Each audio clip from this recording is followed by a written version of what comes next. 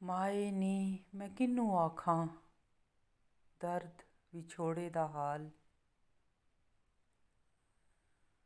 ਧੂਆਂ ਦੁਖੇ ਮੇਰੇ ਮੁਰਸ਼ਿਦ ਵਾਲਾ, ਜਾਂ ਫੋਲਾਂ ਤਾਂ ਲਾਲ।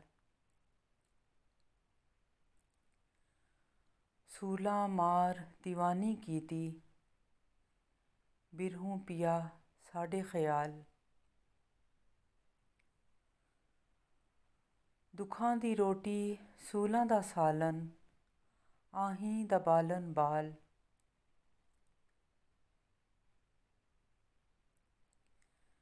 ਜੰਗਲ ਬੇਲੇ ਫਿਰੇ ਢੂੰਢੇਂਦੀ, ਅਜੇ ਨਾ ਪਾਇਓ ਲਾਲ।